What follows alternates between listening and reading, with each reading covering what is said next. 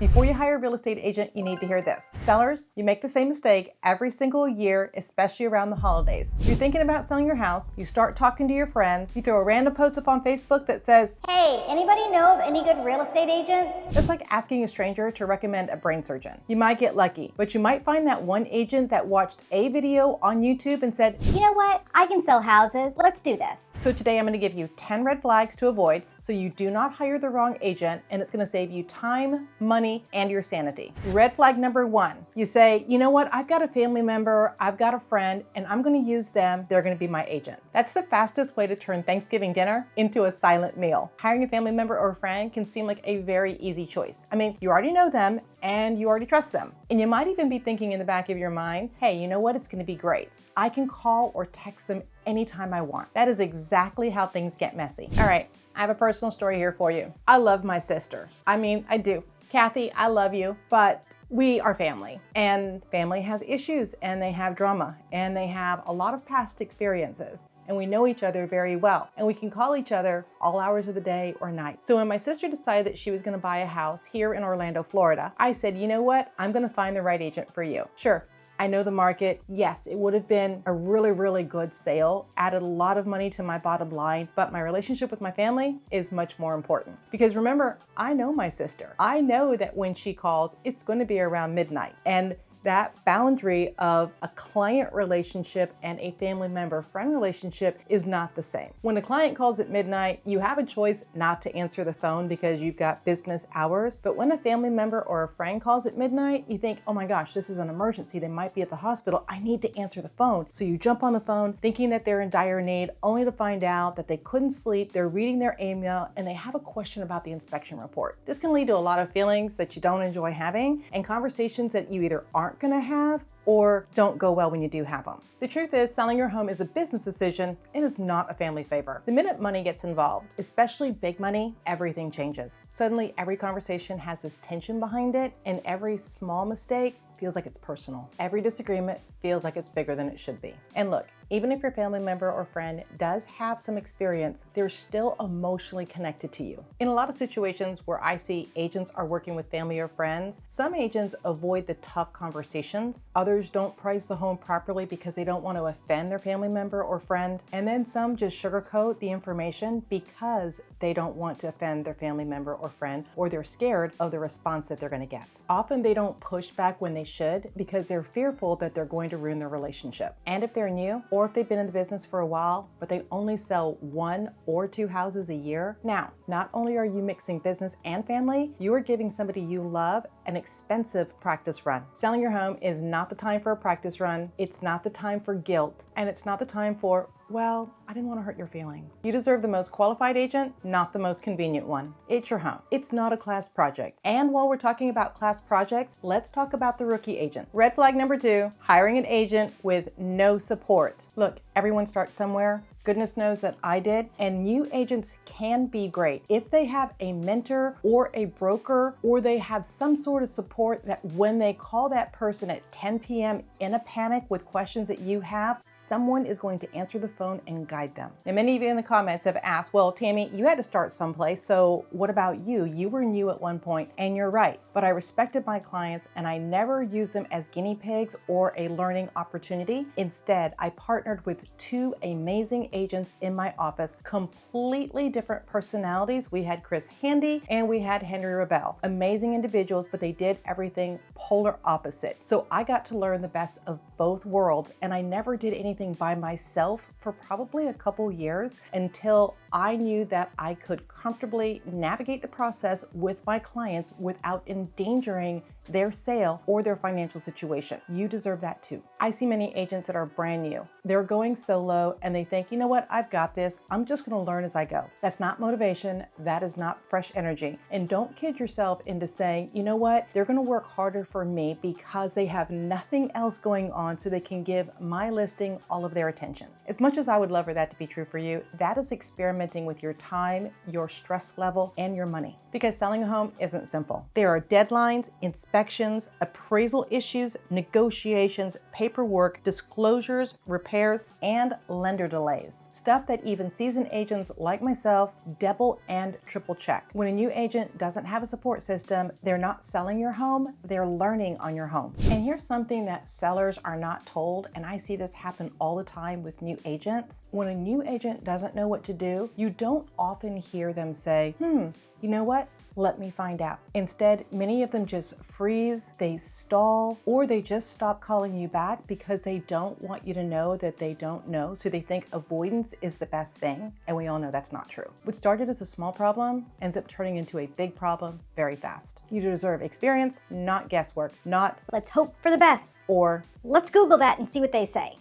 buying and selling a home is one of the biggest financial decisions that you do make in your life. Having a brand new agent trying to figure it out while they're standing in your kitchen, no. Speaking of guesswork, let's talk about the agent who tells you what you want to hear instead of the truth. Red flag number 3, the yes agent. If the agent agrees with everything that you're saying, then run. We all love compliments, but this is not the time to hire a cheerleader. You want someone who actually knows what they're doing. The yes agent sounds something like this. No, buyers don't care about repairs. Just go ahead and leave everything like it is. You don't need to do anything to get your house prepared for the market. Buyers are going to just see past all of that. Sure, the buyer is going to absolutely see the value of your home, even though it's double the price of anything else in your neighborhood. It's not going to be an issue at all. We can get you that number. No, nobody's going to notice the pet smell that you have right now with your 4 dogs and your 2 cats and your hamster and gerbil. Here's a problem. They are agreeing with everything that you are asking for or want because they want the listing, not because it's true. A professional agent is going to bring the data. They're not going to bring the flattery. They're going to tell you what is actually sold on the market.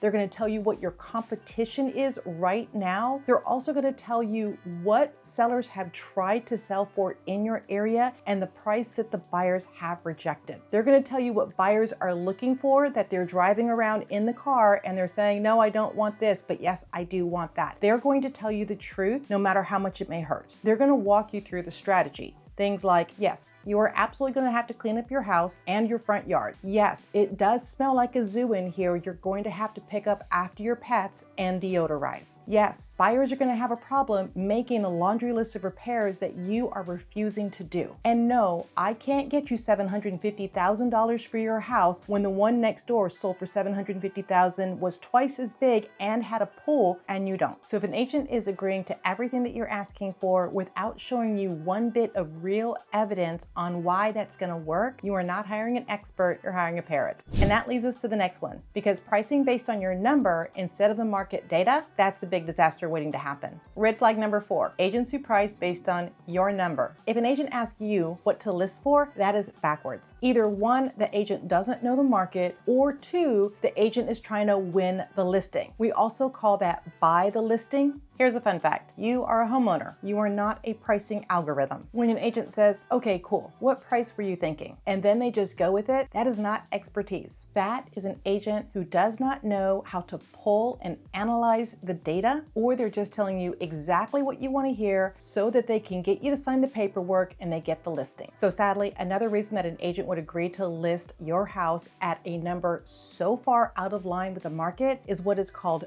bait listing or loss leader listing.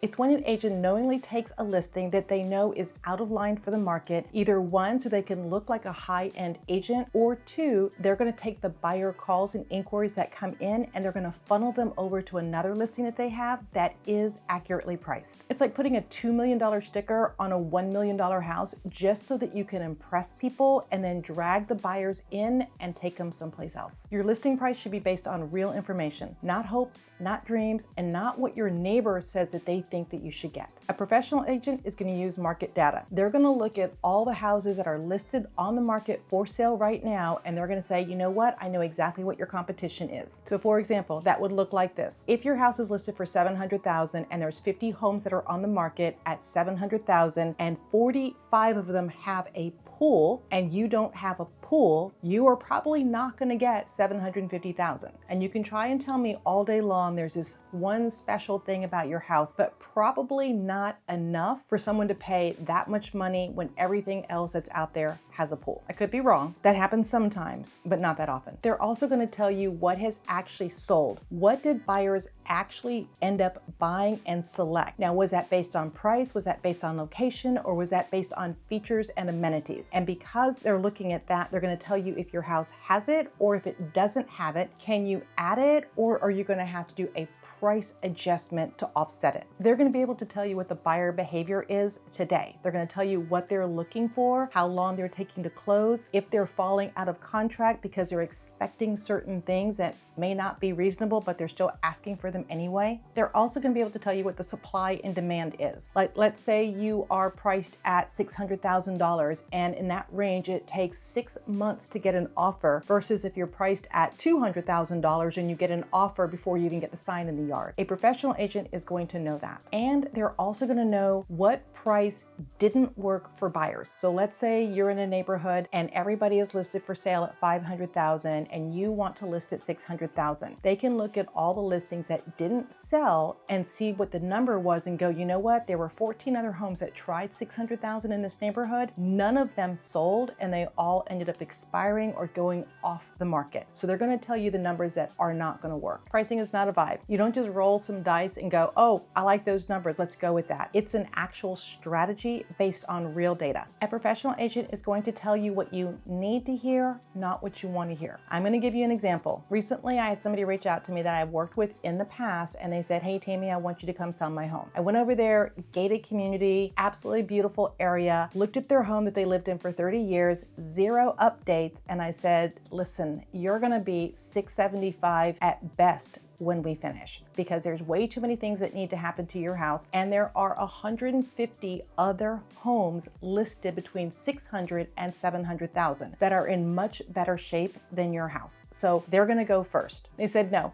we want $750. We've just moved to North Carolina. We need that much money to help pay for the next house, so we must get $750. You know what happened? I didn't get hired for the job. Was that a surprise at all? Because I wasn't going to list that house at $750,000 when I knew it was going to be $675 all day long. But they did find a new agent that did list that house at $750,000. It is still on the market 6 months later today, and it is now priced at $700,000. Now they've got a lot of carrying costs. They still have the mortgage payment, they have to maintain the pool, they have to maintain the yard, they have to maintain the electricity. Oh, we've got HOA and property taxes. Now, why the agent took it at that number, I don't know. Maybe they didn't know how to do the data. Maybe they were willing to stick it out for the long run and say, you know what, I'll go ahead and put it at their number and I'll just wait them out. Eventually they're going to have to come down on price. I mean, I could have done that too, but I don't want to have that kind of conversation. It's stressful for all people involved. Yeah, that's not who I am. But I know the data, I know the market. Your agent, as a professional, should also know the information and should be willing to tell you the truth, even if it's not what you want to hear. So if your agent is willing to list at whatever price that you want, you don't have an expert, you have an assistant. And with one of your biggest assets, you don't need an assistant, you need a strategist. Red flag number 5, no professional marketing. That means photos, floor plans, drone, and video. If the photos look like they were taken on an iPhone, stop right there. Or if they're all vertical instead of horizontal, or they're blurry or fuzzy or look like there's some sort of movement going on, that's not going to help you. Buyers scroll through those photos very fast when they're online. So when an agent shows up with their iPhone and they say, you know what, I've got this. Cameras are great on the iPhones today. I'll just take the photos right now. Run. Here's the truth. Online marketing, it's the first showing. If the photos don't grab the buyer's attention, they're not scheduling an appointment to see your house. Your home needs professional photos with great lighting. Buyers want to see a floor plan so they can see the layout of the house. They also want drone photography so they can see what is surrounding the home and the area. And they also want a video walkthrough of the house so they can see the flow. Many buyers are looking from out of area and they want to feel like they're actually in the home, and you can only accomplish that with professional marketing. This isn't an extra feature, this is standard, and this is how buyers are shopping today. They're comparing your home to 30 other homes at midnight in their PJs. Your home needs to stand out. So when an agent says, We don't need professional photos. or I don't think drone shots matter that much. or Floor plans are optional. What they really mean is, I don't want to pay for that. But here's a secret. Great marketing makes a home look more valuable. Bad marketing, buyers just keep scrolling right past it. So I got a quick story for you. I helped my buyer get $60,000 off the list price of a home based on bad marketing. They were looking for a house on the water and they wanted to stay underneath $400,000. So when we were looking online and they were looking at everything underneath $400,000, I bumped their price up and I looked at everything up to $450,000. I also looked at everything that had been on the market for a while and I looked for properties with bad photos. Now I can see past bad photos and I was also able to go and tour those properties for them, and I found one that was absolutely gorgeous and nobody was visiting that house because the photos were so bad. We ended up closing on that house at $365,000, all because the agent didn't take the time to do professional marketing and get great photos. A professional agent's job is to lift the house up, not cut corners, and hope that nobody notices. Now, let's talk about communications or the lack of communication. Red flag number 6, poor communication or follow-up. If an agent takes 3 days to get back to you, that's a red flag. And imagine what it's going to be like when you're like at inspection week. Communication is one of the biggest signs if your agent is a pro or a walking stress headache. If an agent is slow to respond when you're interviewing them, that is not a busy schedule. That's a preview of what it's going to be like to work with them. And if they're slow with you during the interview process and they're trying to get your listing, imagine what it's going to be like when the buyers are calling them or the agents are calling them. They may go unanswered completely. Sadly, I see this every single day. When I am calling on other agents to get information about their listing, many of them never even bother to respond. Many times I will often call their broker and I'll say, hey, listen, I've been trying to get a hold of Mary for a couple days. They haven't responded to me. I just want to make sure that Mary's okay. Like Mary's not involved in a car accident and we just didn't know it. So can you check on Mary and see if she's okay? Many times Mary will call me back, sometimes 2 or 3 days later, and be like, oh, sorry, I was busy. By then my buyer has moved on. We have selected another property because the red flag is if Mary couldn't get us into the house or answer our questions while we were trying to find out about the listing, then she probably isn't going to be very responsive once we're under contract. So poor communications for the agent not only will cause you stress in your relationship with them, but they can often cost you the sale of your home too. Selling a home has a lot of moving parts: deadlines, negotiation, paperwork, oh, and surprises, repairs and emotions. Sometimes there is crying involved, but that's okay. I've got you. When communications are bad, tiny issues can become huge explosions. A missed call from the buyer's agent could end up costing you an offer. If they ended up missing an email or just didn't respond, I know of a situation where an agent had a listing under contract. The buyer's agent spent 2 days emailing them asking for a specific piece of information. Because the listing agent never responded to it, the buyer's agent and the buyers were forced to deliver a cancellation of contract. The seller ended up losing that buyer. Yes, they did fire their listing agent. They went with another listing agent. They finally got the house under contract, but when it sold, it was for $50,000 less than the previous offer. Here's the truth. You should never be sitting around waiting for an email, a phone call, or a text. In the beginning, a professional agent would have communicated with you when they're going to communicate with you. For example, with my clients, we communicate every 2 weeks if it's a listing, and if it's under contract, we're communicating 2 to 3 times a week. I am a firm believer that more communication is much better than no communication. Your agent should tell you what is happening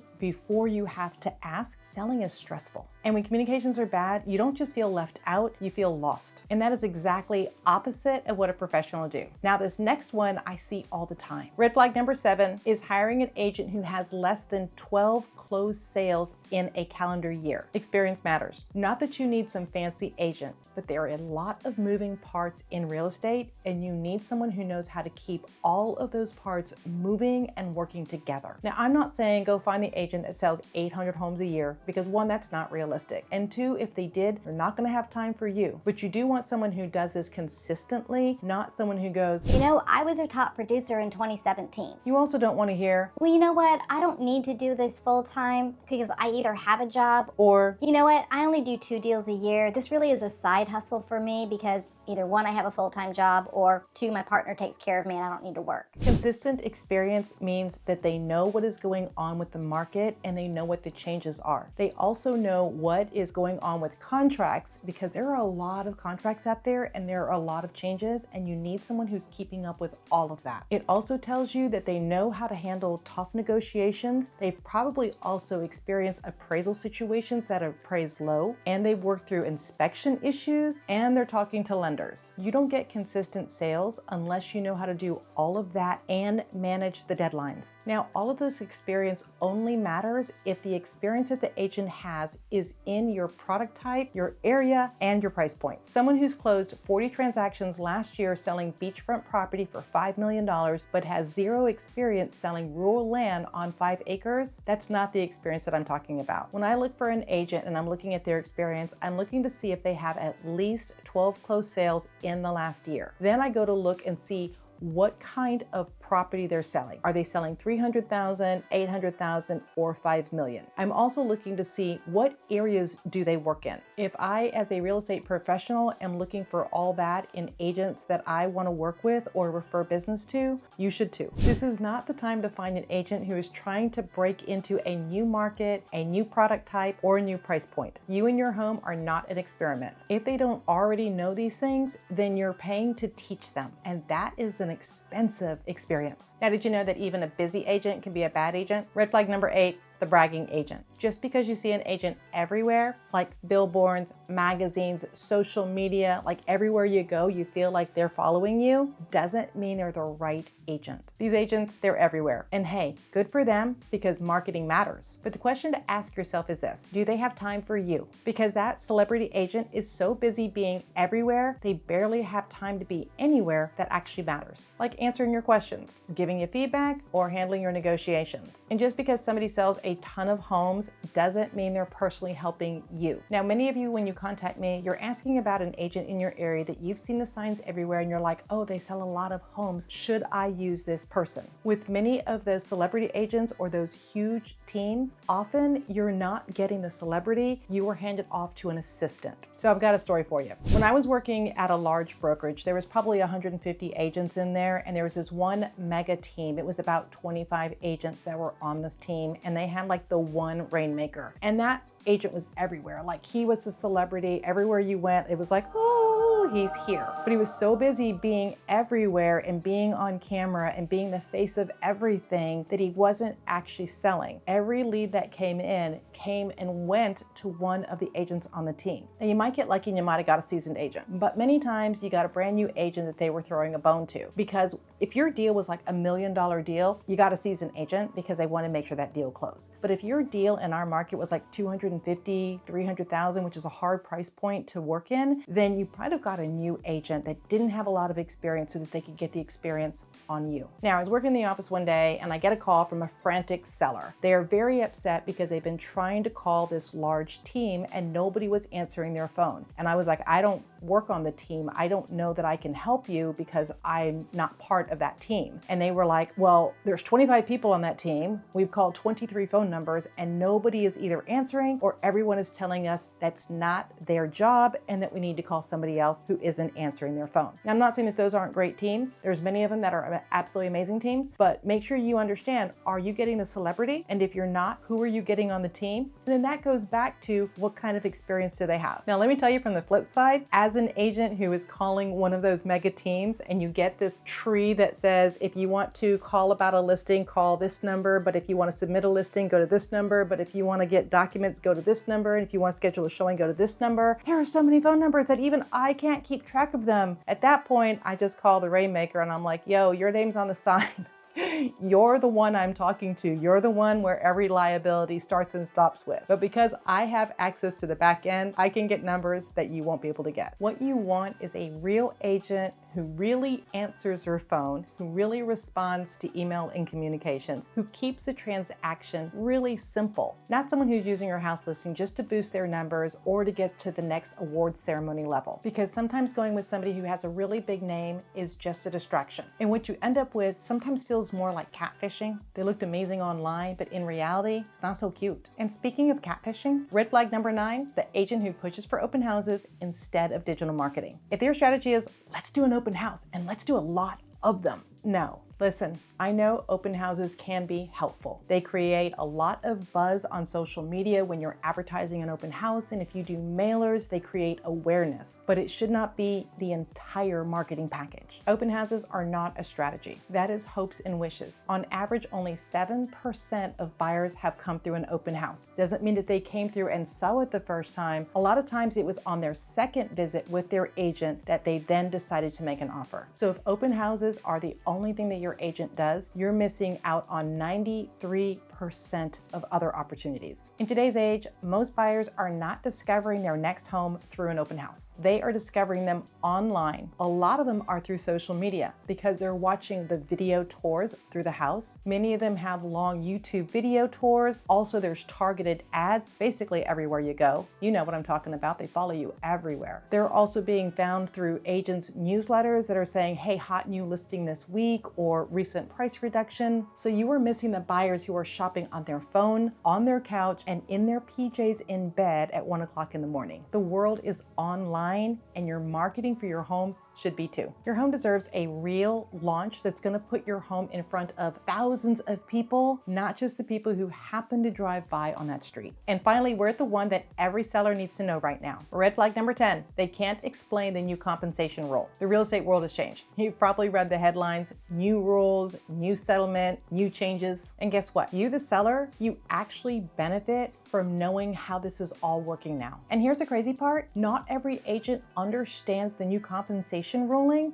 that actually affects their livelihood and your sale. So if your agent gets sweaty, they get uncomfortable, they start looking at the ceiling, they start rambling on when you ask, hey, so with the new ruling, how is compensation working today, both for the seller and for the buyer? After the NAR settlement, every buyer and seller should clearly understand how this works. How are agents getting paid? Who is paying for what? What's optional? What's required? What protects you? And what's going to benefit you? This isn't something that any agent should be guessing on, and certainly they shouldn't be going, you know what, I still don't know, but I'm going to research it now and I'll get back to you. You need someone who can explain it like a normal human being. Clear, simple, straightforward, no jargon, and no pressure. Here's the truth. If your agent can't explain to you your financial options, they can't help you with your financial decisions. And selling a home without understanding the compensation rules today is like driving to a destination without a map. Sure, you're eventually going to get there, but it's probably going to be a long, stressful, and expensive route. So here's the truth. Every day, I am very lucky to get to do negotiations, and I love that part of my job. I find it absolutely amazing. And I also see that people that I'm negotiating with often don't understand the new rules. Now, these new rules, yes, they affect the buyer and the seller, but they also affect us, the agent. And when I see an agent doesn't understand the ruling and how this is affecting their livelihood, their income, then I know that they don't know how to protect their client either. A professional is going to be able to explain it to you in a way that you go, oh, that makes perfect sense, and then lay out your choices for you, and then you decide which one is best for you and the situation you're in. All right, here's what you do next. If you're even thinking about selling your home next year, please don't guess your way through this. This may be one of the biggest financial decisions you're going to make, and the wrong agent and the wrong strategy is going to cost you real money. Let me help you, or let me put you in touch with somebody in your area that can help you. Click the link on the description below. It is a quick questionnaire. It takes less than 2 minutes, and it tells me exactly what I'm working with. I'll understand your goals, your timelines, your worries, and what you actually want out of the sale. From there, I'll be able to guide you in the right way. If you're in the Gainesville, Central Florida area, I would be happy to work with you. If you're not in my area, I can absolutely refer you to a top professional agent in your area. Someone who meets the standards that we just talked about. There's no pressure. I have zero sales pitch. Just want to help you find the right person for your situation. You honestly deserve the best representation, not somebody that somebody's aunt's uncle's sister's brother recommended through Facebook. Thanks for watching. I'll see you in the next video.